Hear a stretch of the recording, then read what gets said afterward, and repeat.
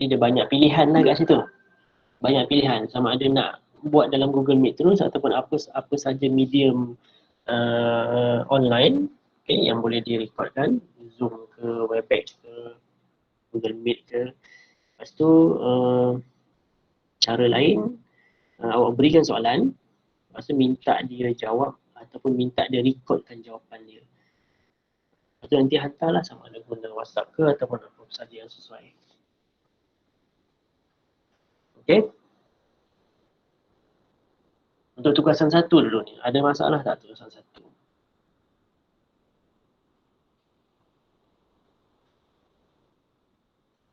Tak ada masalah, semua boleh buat.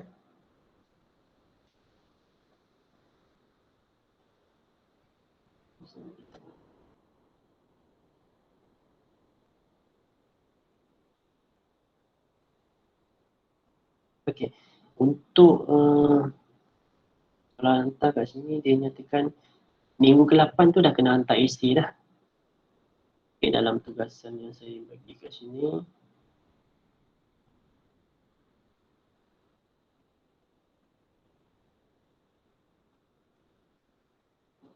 Okey. Yang saya berikan kat sini, pembentangan untuk tugasan yang pertama, hantar pada minggu ke-8. Minggu ke-8 tu dah kena hantar essay dia. Sekejap. Ni pembentangan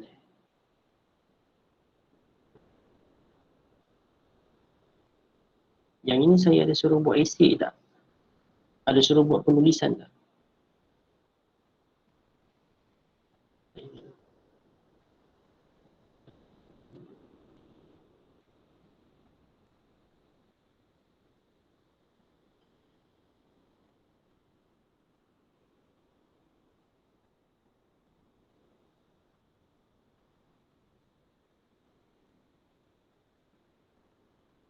Okey. Betul lah, yang ni kena hantar minggu ke-8. Okay, lepas tu bila semua dah hantar, start daripada minggu ke-9 tu kita akan buatkan pembentangan untuk tugasan yang pertama ni. Okay. Lepas tu dalam masa yang sama, minggu ke-11 tu kena hantar untuk projek. Okay, hantar ke projek, lepas tu kena bentangkan start pada minggu ke-12 lah. 12 start untuk. Okay, untuk tugasan yang ini ada quiz lah, ada quiz kat sini. Minggu ke-12 insyaAllah akan ada quiz yang kedua. Minggu ke-7, sekarang ni minggu ke-5, minggu ke-6, minggu ke-7. Minggu ke-7 akan ada midterm. Nanti saya bagi tahu dalam grup WhatsApp, sosiologi kuliah ni tu, saya akan bagi tahulah timeline ni. Ujian midterm ni minggu ke-7. Kuis 1 saya tak ingat, nanti saya bagi tahu balik. Okay. Lepas tu kuis kedua minggu ke-12. Yang ini pembentangan ni start minggu mula minggu ke-8. Mula minggu ke-8. Sorry, minggu ke-9. Projek mula minggu ke-12.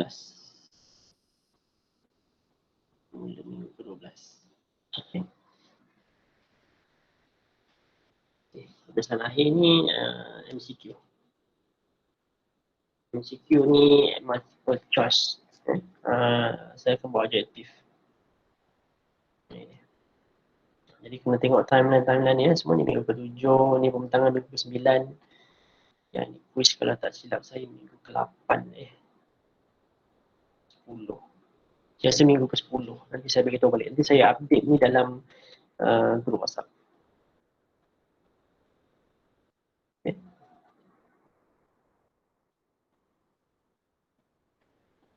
Okay, berkaitan dengan tugasan yang pertama, ada tak nak tanya lagi? Saya nak tahu status saya macam mana. Boleh buat ke tak boleh buat?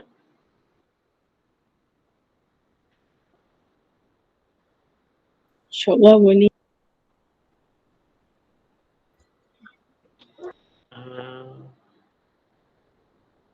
Siapa yang baru isi tadi Yang baru isi tadi Nur Syahidah kan? Betul tak? Saya, doktor. Awak isi dekat grup BE01 tu. Awak kena isi dekat BE02. Okey, sekejap. Kena tukar balik. Yang awak masukkan tu dekat BE01.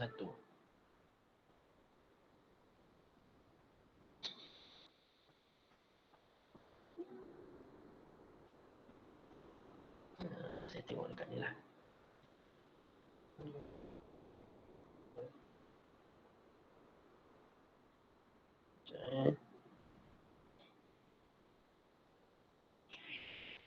Okey, saya nak tanya semua saya panggil nama melalui attendant je lah sebab saya tak tahu grup apa kan.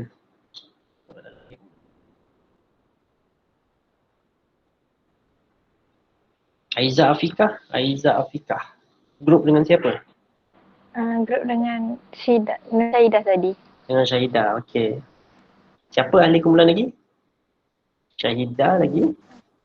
Awatif. Tuan Nur Azira. Okey. Lagi. Dengan awak lah. Syafika. Nik Nur Syafika.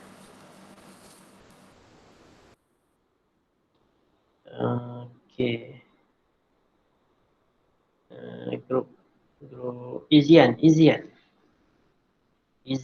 Filzah. Ya, saya doktor. Awak buat tugasan tu pilih yang mana satu? Pilih yang mana satu? Yang pertama, yang tugas pertama tu kami ambil tajuk. Sekejap Saya rasa semua kena update dulu tau. Saya takut nanti saya tanya ada yang bertindan tajuk yang dipilih tu. Saya tak nak semua gaduh nak pilih tajuk tu. Kena isi list tu lah. Kena isi list tu baru nampak topik ataupun kelompok yang dipilih tu ada persamaan ataupun tidak. Kita orang ambil golongan orang asli, doktor. Orang asli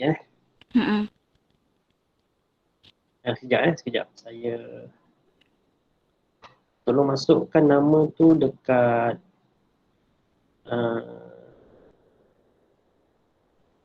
Dah ada yang isikan tadi, doktor, nama grup. sekejap. Dah isi kat mana?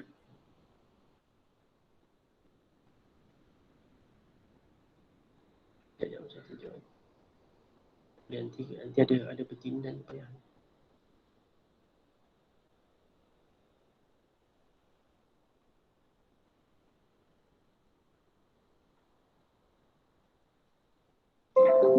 Okey, nampak saya punya skrin ni isi kat B02 2A. Okey. Syafiqah lah. Kalau grup Nik Syafiqah ni siapa ambil golongan yang mana?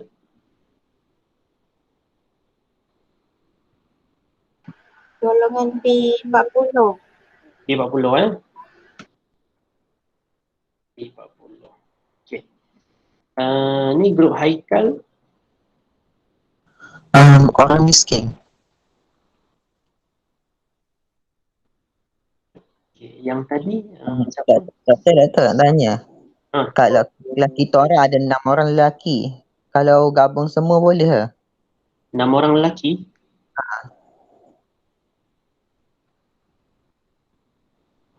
Enam orang lelaki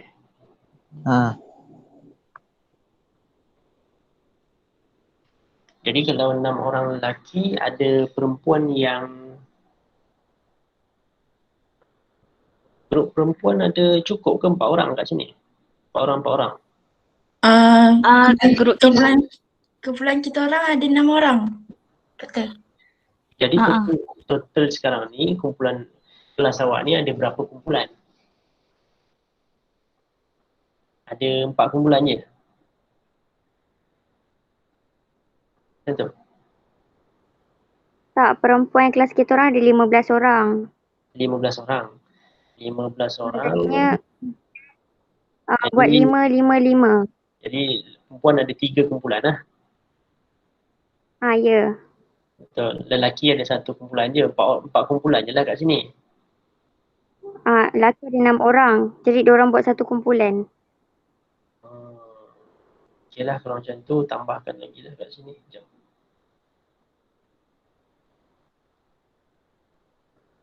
Sekejap. Nanti tambahkan tu yang 4 orang lagi. Yang lelaki.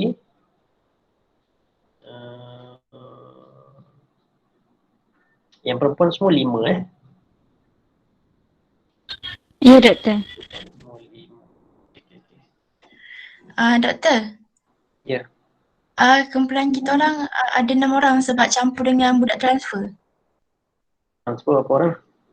Seorang. Seorang je lah tadi Fatin Husna tadi tu lah. Okay.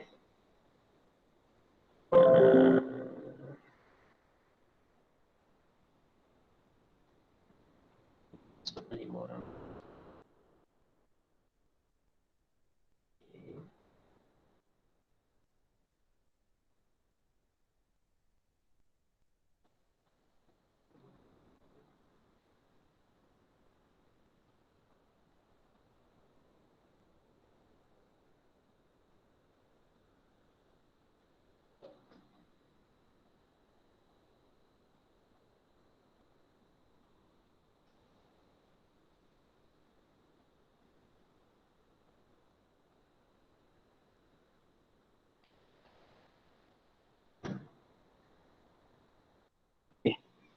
Nanti isikan 5.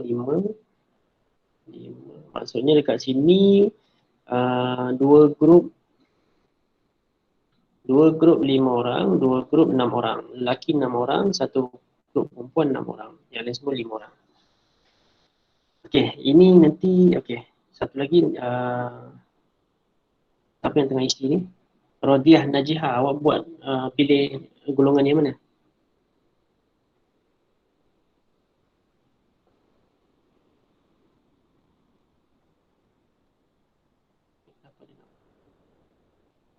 Pendalaman.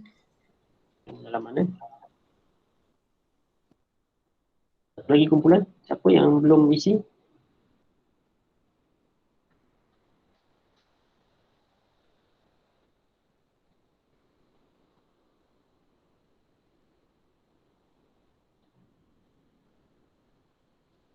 Satu lagi kumpulan, siapa lagi kumpulan yang belum isi? Awak pilih yang mana? Kumpulan saya, doktor. Kejap-kejap tengah isi. On the way. Awak isi yang kat mana? Nurul Natasha ni ke? Bukan. Bukan. Awak pilih yang mana? Saya tuliskan kat sini terus. Tak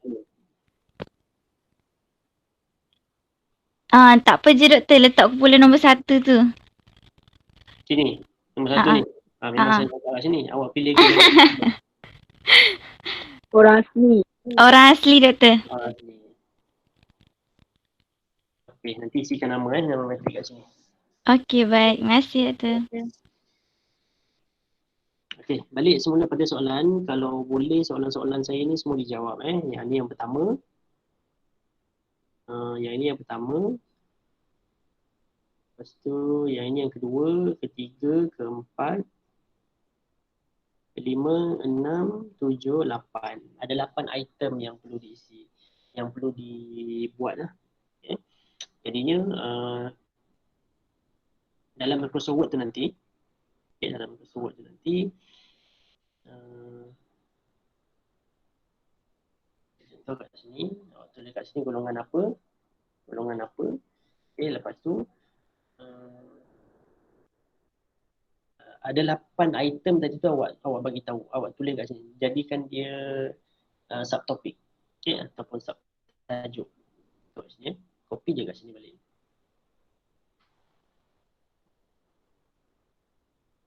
Ni, boleh ambil kat sini, copy, masuk kat sini. Soalannya. Awak jawablah dalam untuk isi kat sini. Okay. Lepas tu, copy saja yang ini. Ini copy.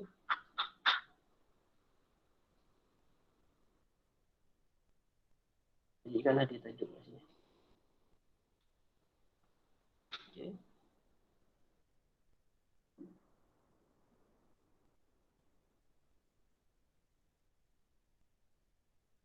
Jadi kat bawahnya akan ada essay lah. Essay yang menjelaskan kepada setiap topik yang saya tanya kat sini. Akan ada 8 lah ni. 1, 2, 3, 4, ada 8 lagi. Topik saja yang ada kat dalam ni. Okay, ini tujuan pendidikan pula.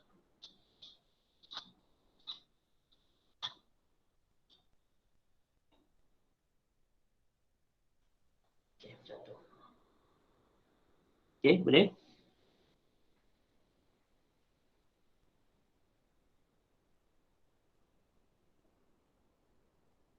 Okay. Kalau tak ada lagi soalan berkaitan dengan tugasan, nanti saya rasa saya dah minggu depan pun saya akan buat lagi tutorial live ni. Tutorial share live ni saya akan buat lagi. Tujuannya nak tahu tentang perkembangan tugasan masing-masing. Sebab saya kena tanya lah. Kalau tak setiap minggu pun 2 minggu sekali saya akan buat tutorial ni secara dalam Google Meet. Tujuannya nak tahu perkembangan tu. Okay, jadi minggu depan minggu ke-6, minggu ke-7, minggu ke-8 dah akan hantar untuk yang tugasan yang pembentangan ni, tugasan pertama ni. Jadi kalau boleh barang persoalan tu nanti dalam kelas tutorial ataupun dalam grup WhatsApp tutorial pun boleh tanya jugalah kalau nakkan sebarang penjelasan. Okey. Kalau tak ada saya terus kepada kuliah yang minggu lepas.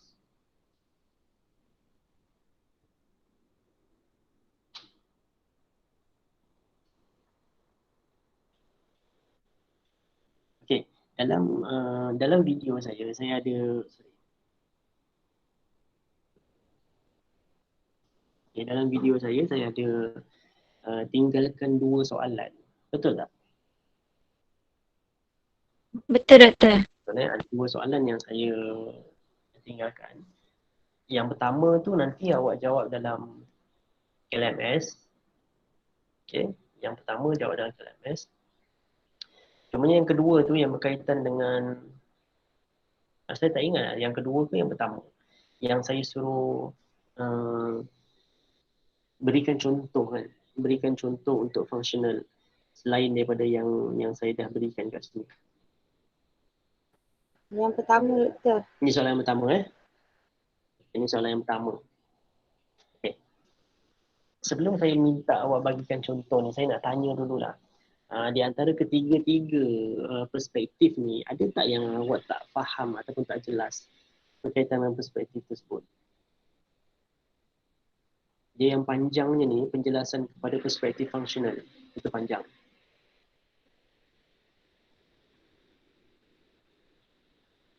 Ada persoalan tak untuk berkaitan dengan perspektif ni? Yang nakkan kepada penjelasan lagi.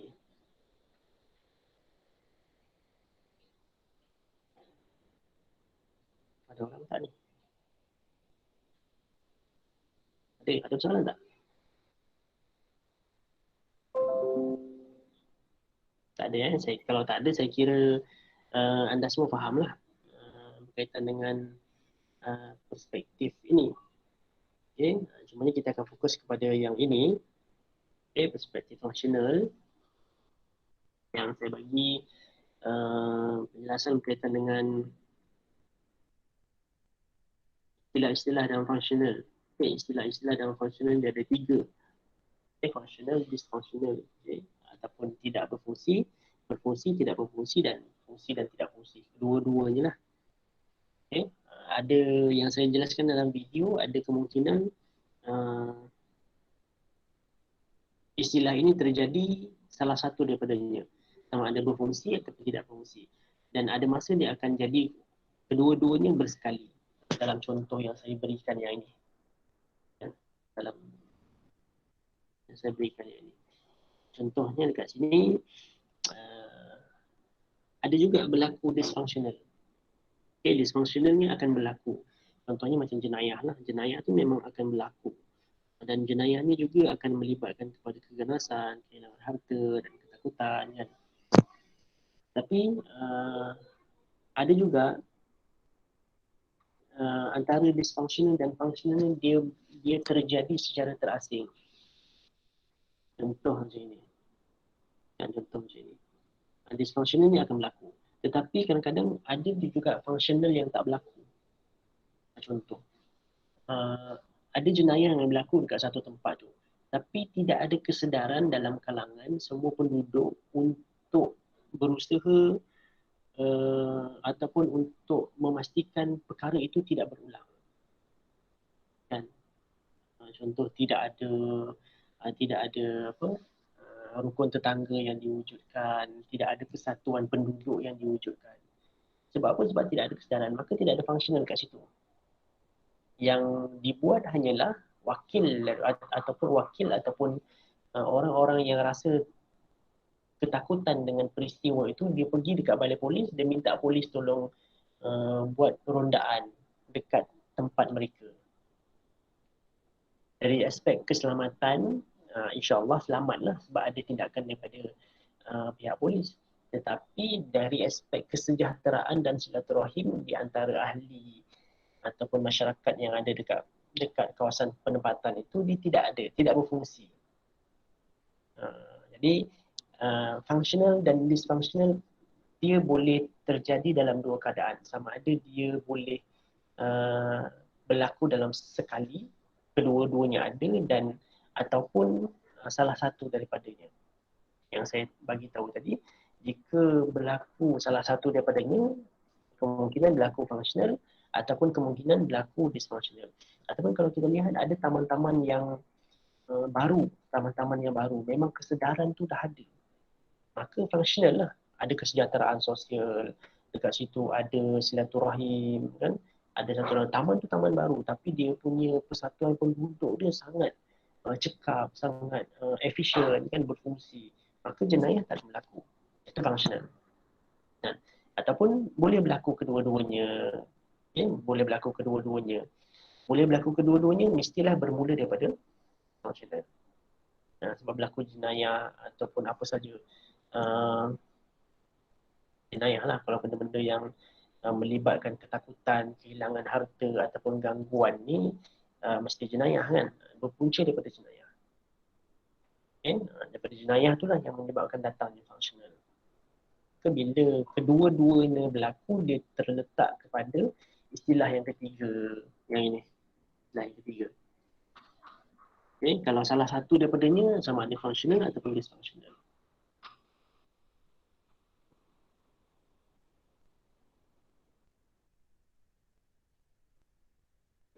Boleh tak berikan contoh?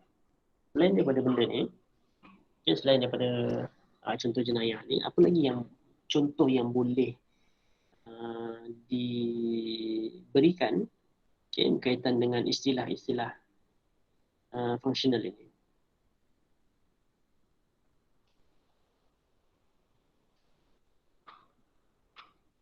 Boleh tak berikan contoh? Doktor, anak ni boleh. Maksudnya apa yang tiga-tiga ni dia ada kaitan dengan masyarakat lah, kan? Ya, sebab kat sini maksud setiap istilah ni, dia mestilah menyumbang, dia berfungsi dan menyumbang kepada kestabilan sosial, itu dikira sebagai functional. Kalau tidak berfungsi dan tidak menyumbang kepada kestabilan sosial dalam masyarakat tu, itu tidak berfungsi ataupun dysfunctional. Syaratnya mesti dia kesannya tu menyumbang kepada kestabilan sosial berkaitan dengan masyarakat. Doktor, saya nak cuba boleh? Boleh cuba. Saya cuba tak? Okey, contoh macam perkahwinan. Dia boleh jadi functional sebab dapat jalikan hubungan silaturahim dengan keamanan sosial. Dia boleh jadi dysfunctional sebab dia boleh berlaku keganasan rumah tangga, ketakutan dan masalah emosi serta kehilangan nyawa. Boleh ke? Dysfunctionalnya inilah, dysfunctional mungkin berlakunya sumbang mahram, kan, berlakunya sumbang mahram. Jadi sumbang mahram ni kadang-kadang dia menyumbang kepada ketidakstabilan sosial, kan, berlakunya anak luar nikah contohnya, kan, ataupun berlakunya gejala sosial dalam masyarakat. Jadi nak mengelakkan kepada perkara sumber mahram dysfunctional tu, mak bapak pun gunakanlah functional tu. Kahwinkan anak tu lebih awal supaya untuk mengelakkan berlakunya perkara yang dysfunctional tadi tu. Yalah, bolehlah contoh-contoh tu. Cumanya kalau yang awak kata tadi berkaitan dengan keganasan rumah tangga tu, dia tidak berkaitan dengan pernikahan. Kemungkinan yang fungsionalnya adalah program-program kesedaran ataupun kursus-kursus yang berkaitan dengan kekeluargaan ataupun kempen sayangi rumah tangga contohnya kan. Jadi dysfunctional ni adalah keganasan rumah tangga. Tidak ada kursus-kursus itu, maka akan berlaku dysfunctional tadi tu. Keganasan rumah tangga yang boleh mengganggu pada kestabilan sosial. Jadi kalau ada bersekali kedua-dua ni, maka dia akan jatuh dekat sini lah contohnya. Kedua-duanya ada functional dan dysfunctional. Okay. Ada juga masyarakat yang dia tak perlukan kepada ataupun dia tak sedar berkaitan dengan program-program kekeluargaan ni yang menyebabkan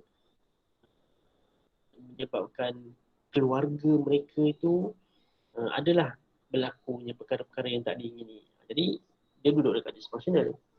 Kan ada yang baru kahwin, contohnya kan, baru kahwin, jadi dia pergi belajar, ambil kursus itu, ambil kursus ini untuk tujuannya untuk belajar berkaitan dengan kekeluargaan, maka dia duduk dekat sini. Dia tak pernah mengalami keganasan rumah tangga. Keluarga itu tak pernah mengalami keganasan ke gangguan ke kan, tak pernah mengalami benda tu. Jadi dia berfungsi sebab dia ambil tindakan awal. Dia belajar berkaitan dengan pergi kursus itu, pergi kursus ini, jumpa pakar rujuk kan. Itu kedudukannya macam tu lah. Kalaulah disebabkan oleh kedua-duanya, maka dia mesti bermula daripada dysfunctional. Berlaku satu perkara yang negatif dulu, barulah dia menganggap perkara negatif itu berfungsi dengan tindakan-tindakan yang seterusnya. Okey, faham? Tadi tu satu contoh yang baik selain daripada jenayah. Jenayah ni bukan jenayah yang benda-benda yang buruk je, jenayah dalam keluarga pun jenayah juga. Okey, ada lagi contoh? Doktor, saya cuba. Okey, silakan. Contoh kalau macam functional, keharmonian antara kaum. Sebab kita kan banyak kaum kat Malaysia ni kan. Dan Melayu, Cina, India. Jadi dysfunctional maybe boleh berlaku masalah satu komunikasi. Ni sebab saya ambil contoh sebab jiran saya sendiri lah. Dia cakap sebelum ni dia ada masalah komunikasi dengan orang Melayu dengan Cina kat kawasan dia. Itu satu. Satu lagi masalah racism. Tu je. Adakah tu dikira? Boleh juga dikira. Yang penting dia, yang saya beritahu tadi itulah, dia mengganggu sama ada menyumbang kepada kestabilan sosial ataupun tidak. Kalaulah boleh bersatu di antara setiap kaum tu, dia menyumbang kepada kestabilan sosial kan. Kemasyarakatan okey, masalah sosial, hubungan sosial di antara setiap kaum tu okey. Jadi dia menyumbang, dia duduk dekat yang functional.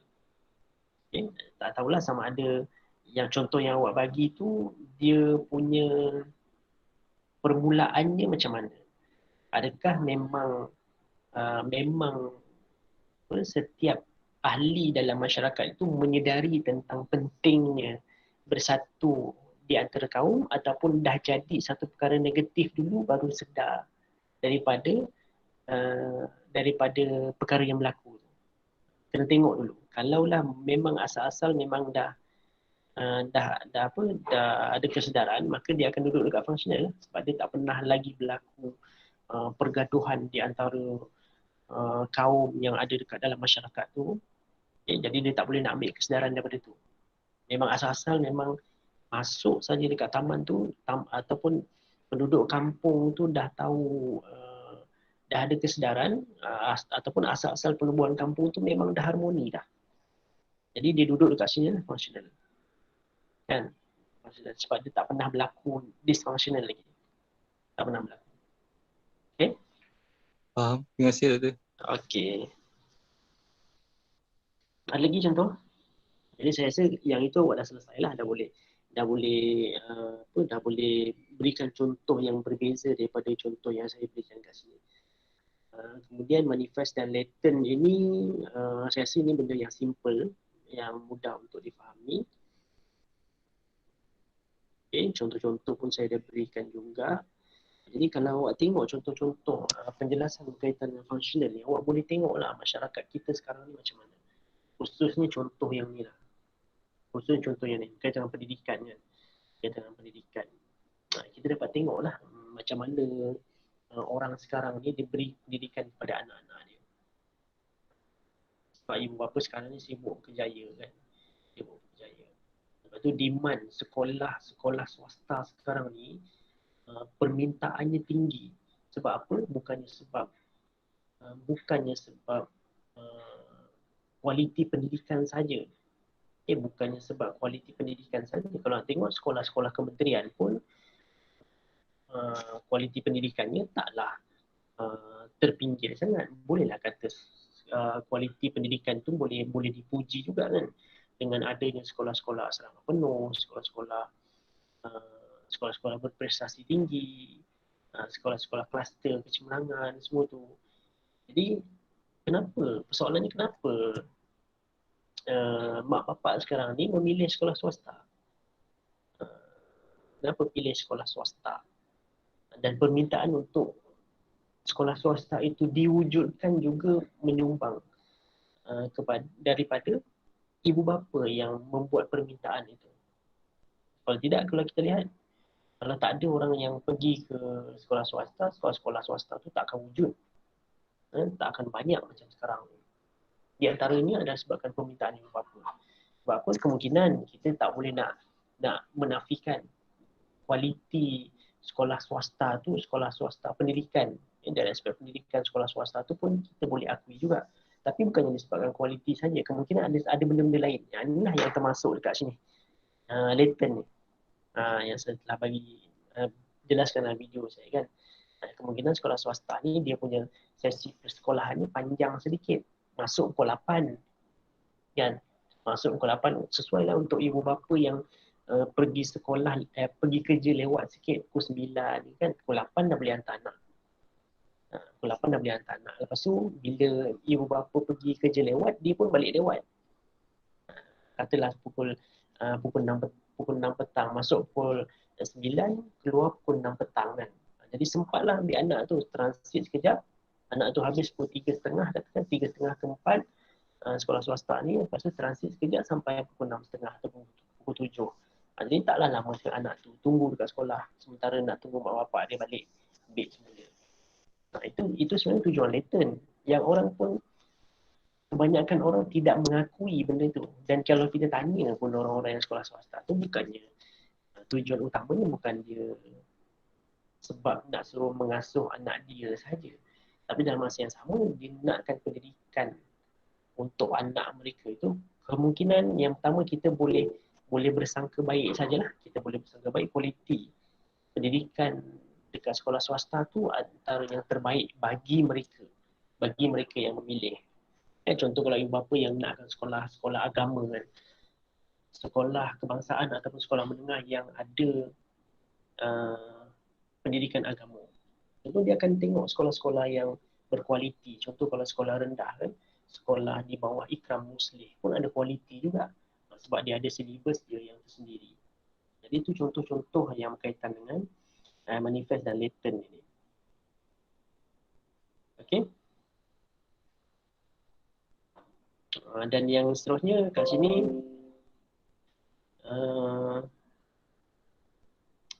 teori konflik. Teori konflik ni dia berlawanan dengan functional. Nama pun konflik kan. Konflik tu berlaku bila yang saya nyatakan dalam slide ini, orang seorang individu itu dia mengamalkan hidup ataupun gaya hidupnya tidak seperti apa yang dia mampu. Jadi dia berada dalam konflik. Dia tak mampu sebenarnya, tapi disebabkan oleh terikut-ikut dengan gaya persekitaran sosial yang dia nampak, maka dia akan ikut apa yang dia nampak. Sebenarnya dia tak mampu, tapi nak nampakkan kat situ, orang ni sebenarnya berada dalam konflik. Kan konflik dia punya identiti lah. Maksudnya dia tak mampu tapi dia ikut gaya orang lain. Ikut kehidupan gaya orang lain. Itu asasnya kalau nak faham kita tentang konflik. Kan?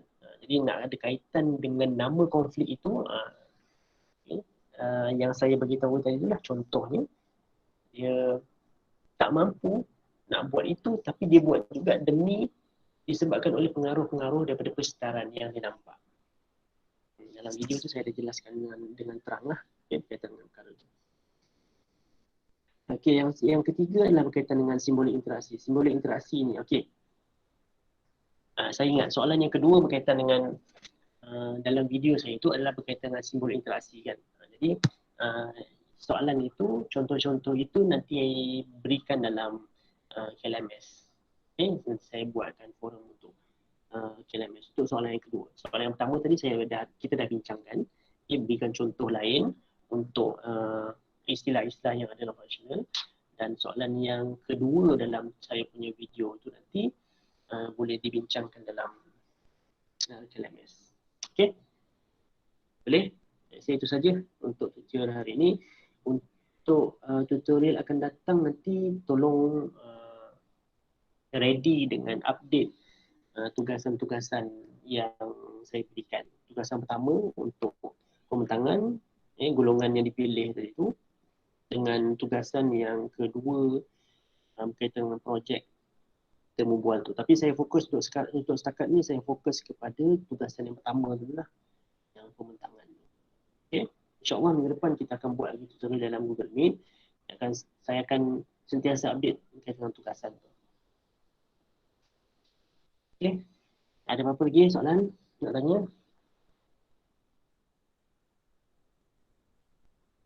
Kalau tak ada apa-apa, itu saja untuk tutorial hari ini. Terima kasih perhatian semua. Kita jumpa insya-Allah minggu depan. Boleh? Boleh, Doktor. InsyaAllah. InsyaAllah.